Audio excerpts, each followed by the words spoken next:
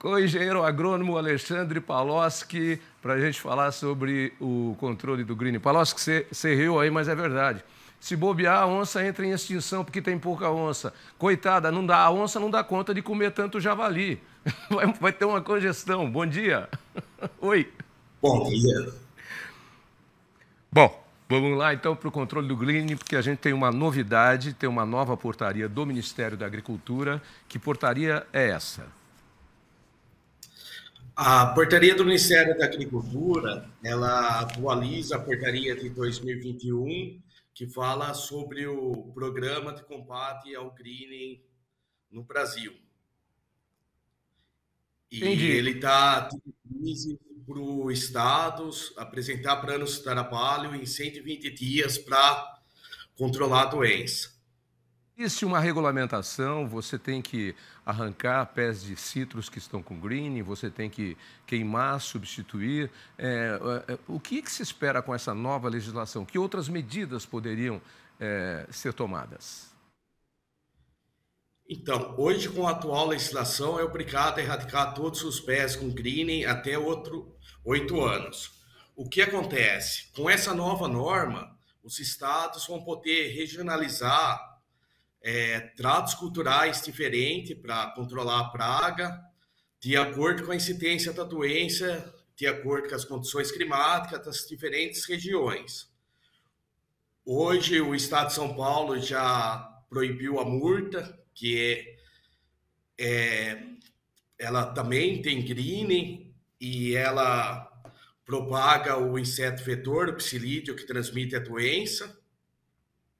Então, são várias medidas complementares que agora os estados vão adotar para combater a doença. E vale ressaltar que o estado de São Paulo produz mais de 70% dos citros do Brasil, então é o estado mais importante na citricultura.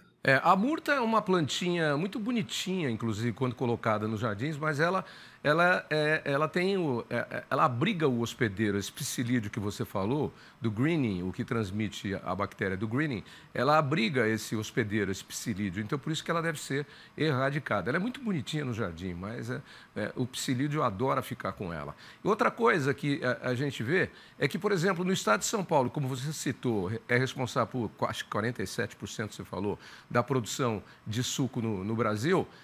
Eu já fiz aqui recentemente 2 entrevistas, inclusive, com pesquisadores que já desenvolveram métodos estão trabalhando com métodos de reversão do greening, para não condenar a planta à extinção. Então, são realidades diferentes que precisam ser levadas em conta. Sim, a parte de pesquisa tem avançado muito, parte de biotecnologia, plantas transgênicas. Porém, até a gente ter uma planta resistente, vai um tempo. E a gente tem que controlar a doença até a pesquisa evoluir e a gente ter uma planta resistente ao greening. E é isso que nós temos que fazer hoje para manter os empregos que a citricultura dá, a produção de suco, até ter uma outra alternativa para o controle da doença. O greening não inviabiliza a laranja, mas ele deixa a laranja muito feia, com um aspecto muito ruim. Ele vai matando a planta que produz aos poucos, vai causando prejuízo. E o maior problema é a multiplicação muito rápida dele, num laranjal, por exemplo, num limão-alce. Qualquer planta de citros, né? Ele se propaga muito rápido. Sim, além da queda de produção que o greening provoca, ele também prejudica muito a qualidade do suco. Então, a gente tem que controlar, a gente sabe que hoje é impossível erradicar o greening, mas a gente não pode deixar acontecer. O greening disseminou a citricultura em muitos estados e países. Então, a gente tem que manter esse protagonismo do Brasil, do estado de São Paulo, com relação à produção de suco. Vale lembrar que mais de 8 copos de suco consumido, de 10 copos consumidos no mundo, vem do Brasil. Então, a gente tem que ter essas medidas para não deixar a doença causar um estrago muito grande. E como é que está o mapa do greening? Porque São Paulo é o grande produtor do suco de laranja, mas nós já temos hoje sul de Minas, o próprio oeste paranaense, nós temos Minas Gerais, eu falei, sul de Minas. Nós temos outras regiões que já estão se tornando grandes produtoras de laranja e, consequentemente, que é a matéria-prima para o suco de laranja. Como é que está o mapa? Outras regiões também estão sendo afetadas pelo greening? Sim, hoje todos os estados que produzem citros comercial já têm a doença e essa norma federal ela foi construída em conjunto com o Ministério pelo estado de São Paulo, por Minas, Paraná. Também foi consultado outros estados como Goiás, Mato Grosso do Sul, que a citricultura tem aumentado muito. E é uma doença que aonde vai ter citros comercial, ela vai estar presente, porque tem um inseto vetor, então a disseminação dela é muito fácil.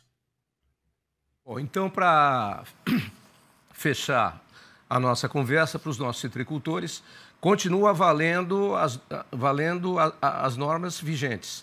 E aí, os estados têm 120 dias, ou 90, se eu não me engano, você disse aí, 120 dias, que são 6 meses, 30, 60, 90, 104 meses, para justamente criar novas medidas de acordo com as suas necessidades.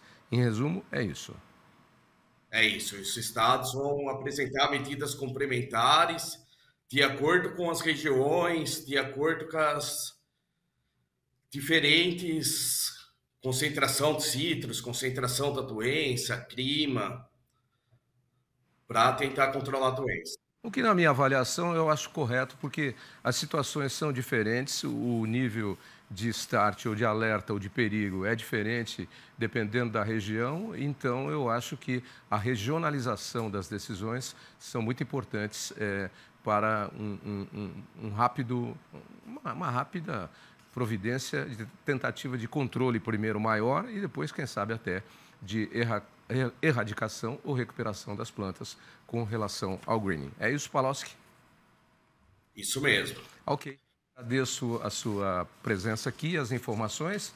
Deixo o endereço de internet para quem quiser mais detalhes sobre a portaria, sobre os detalhes e sobre o greening também. Obrigado.